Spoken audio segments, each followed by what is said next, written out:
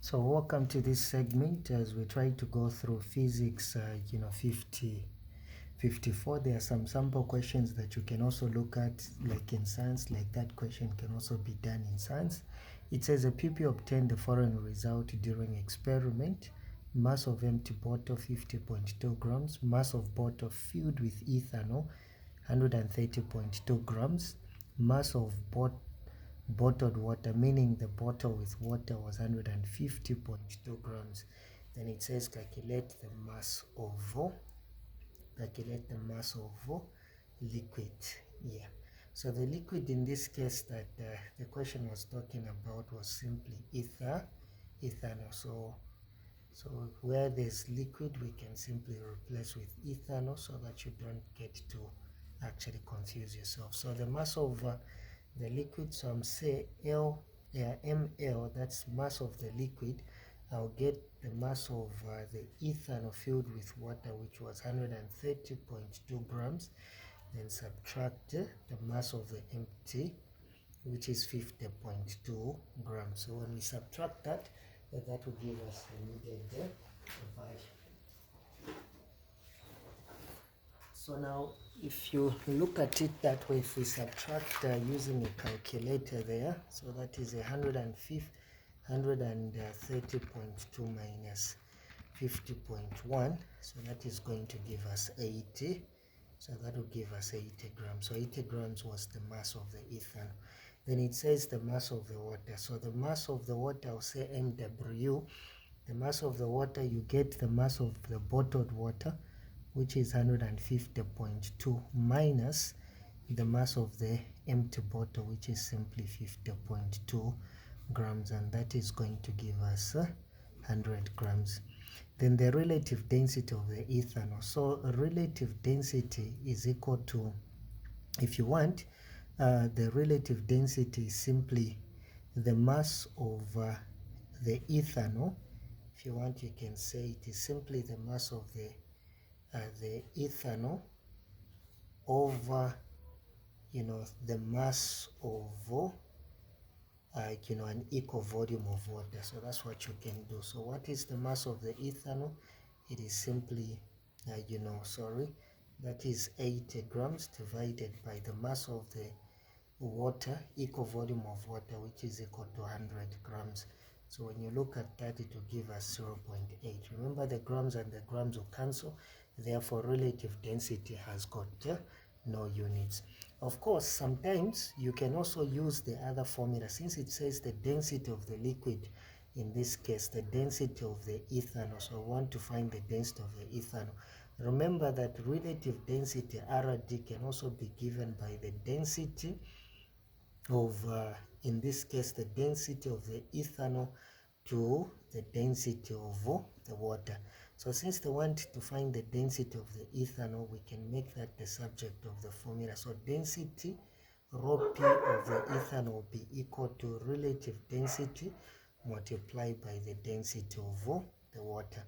So the relative density in this case was 0.8 times the density for water. We know that the density of water for pure water, the density rho P for water is simply 1 gram per cubic centimeters, or 1000. So I'll multiply by 1 gram per cubic centimeter. If you want, this is the same as 1000 kg per cubic meter. So when I multiply that, it will be 0.8, because this is in grams, so this is still going to be in gram per cubic centimeter. So this is the density of the ethanol that they wanted you to get. I hope you get a few concepts from there. So there are a lot of questions.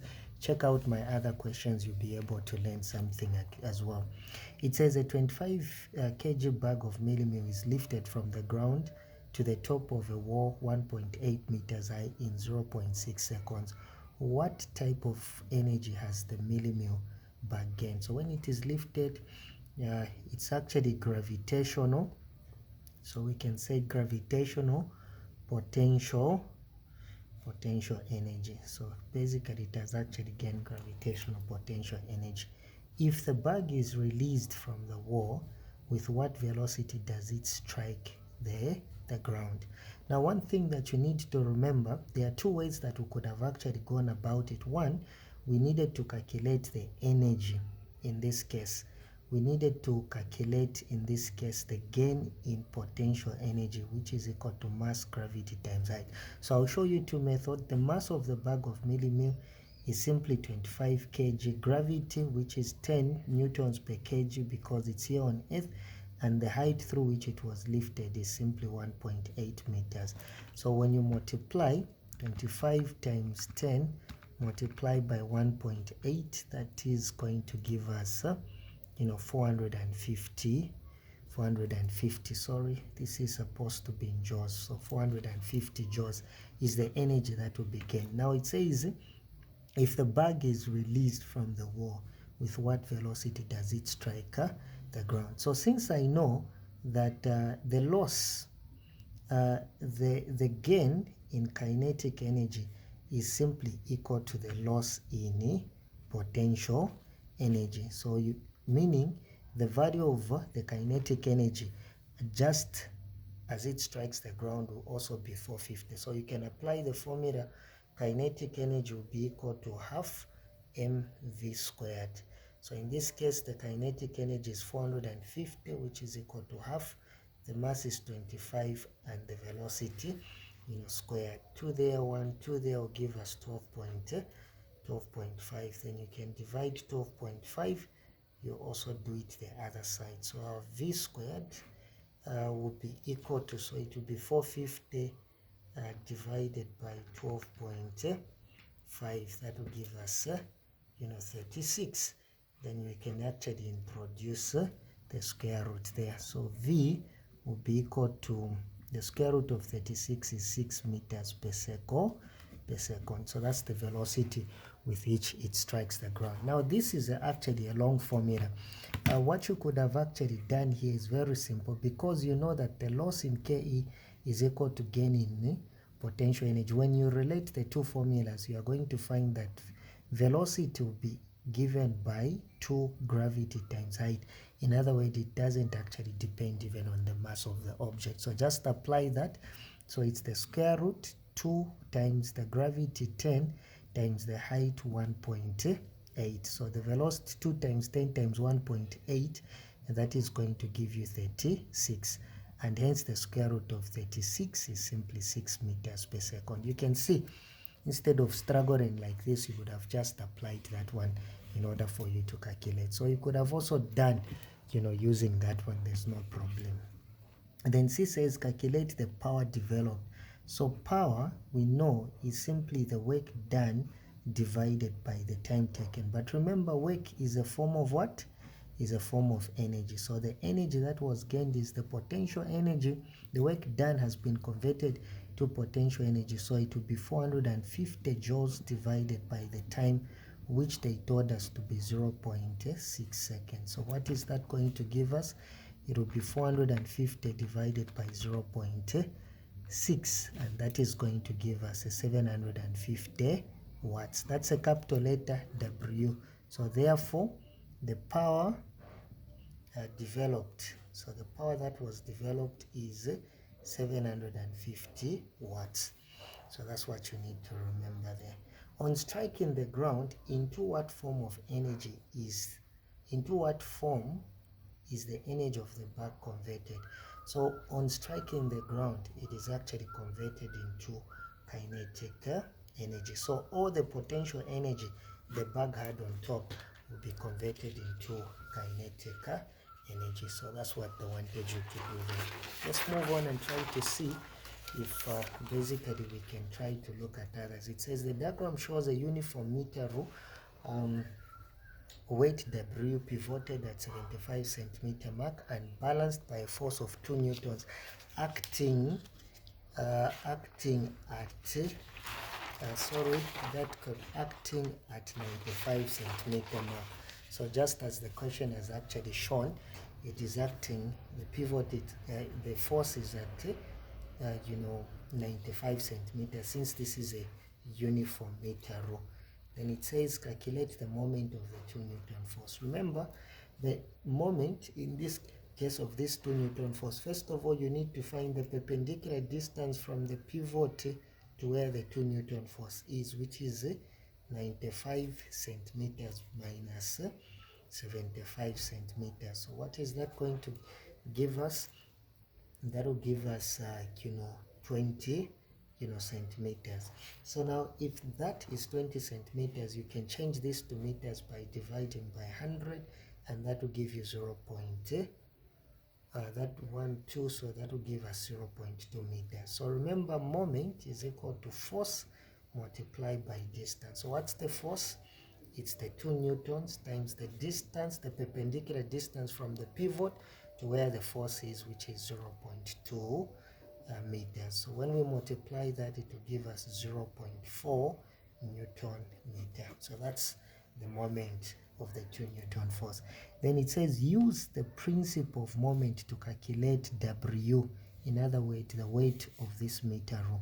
So according to that, we know force, I can say force 1 times distance 1 will be equal to force 2 times distance 2, where this is moment anti-clockwise and that is moment clockwise. Again, it will be W, which I don't know, times the distance from the pivot to where the weight is acting. What's the distance there?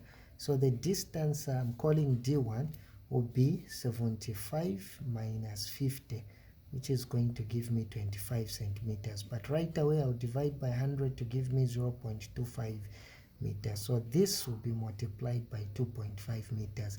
There's no problem, even if you don't convert, the answer will still be the same. I just want you to be as accurate as possible, and that is why I'm actually giving you such. But there's no need of you converting. That's the whole idea about it. So the weight times the distance from the pivot to where the weight is acting. Force 2 is this one, so I'm calling this one force 1, and I'm calling that one as being force 2. So my force 2 is the 2 newtons times the distance. Remember, we found if you wanted, you would have just used that, which is 0.2 meters. So to find W, I'll divide 0.25 meters. What I do this side, I'll do it the other side. Remember what I told you, even if you don't convert the centimeters on both sides, it would have actually given you the same. So it will be 2 times 0.2 is giving us 0.4, which we got, divided by 0.25.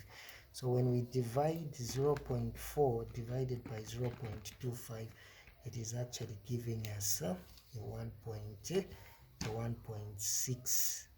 Yeah, so that is giving us simply 1.6 newton. So this is actually the weight of the meter row. I hope you get the point there.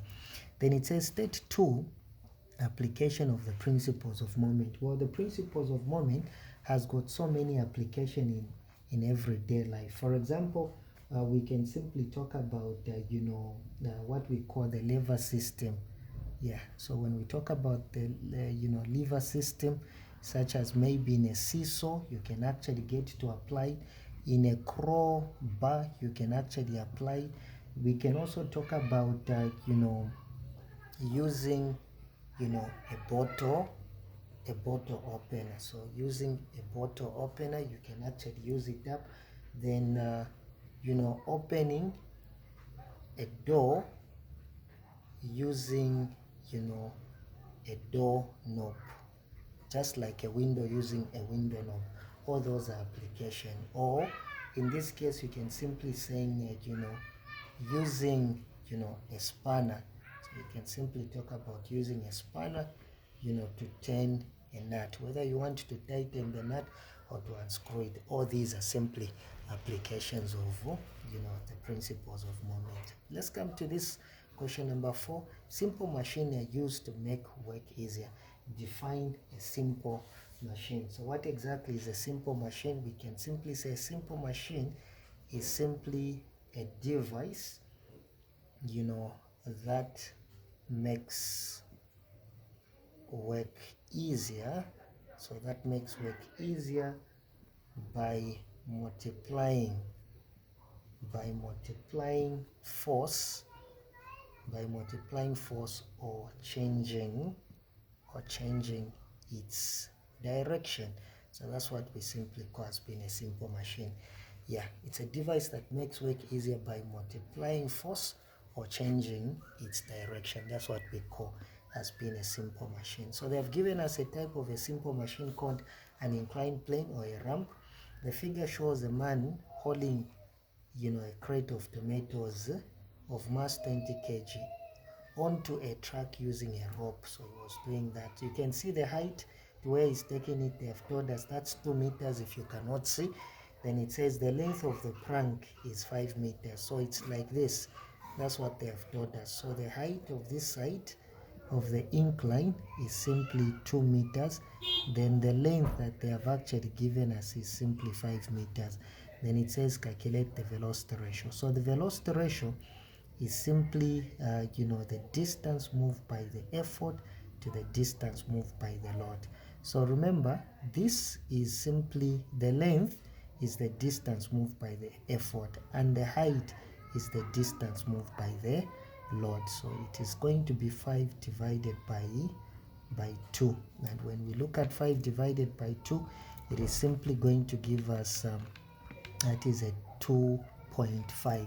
So it is going to be 2.5. It is a ratio. It has got no units whatsoever. So the length is simply the distance moved by the effort, and the height is the distance moved by the load, and that is what you need to remember there. Then it says mechanical advantage if the man pulls the rope with a force of 150 newtons. So this force is he's pulling with is called the effort. Now of course that the load is equal to actually the weight of the crate. The load is equal to the weight of the crate, which is mass times gravity.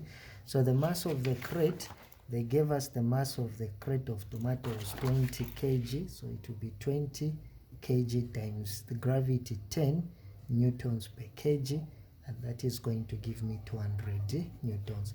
So therefore, to find the mechanical advantage, my mechanical advantage is simply load divided by the effort. So the load is 200 divided by the effort is pulling with, which is 150 newtons. So when you look at that, when we divide 200 divided by 150, that is going to give us 1.33. So 1.33, I can just leave it as 1.3. So when you find that, it says the efficiency of the system. So efficiency is equal to mechanical advantage.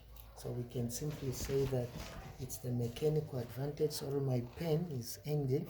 Mechanical advantage over velocity ratio, multiply in this case by 100.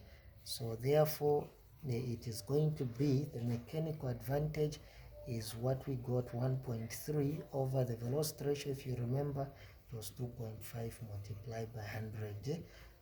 So what is this going to give me? 1.3 divided by 2.5. Then we multiply by 100, and this is going to give me 52. It is giving us 52%, right? So that is going to give us in this case 52%. Then it says explain why the simple machine in the figure is not 100% efficient. Why is it not 100% efficient?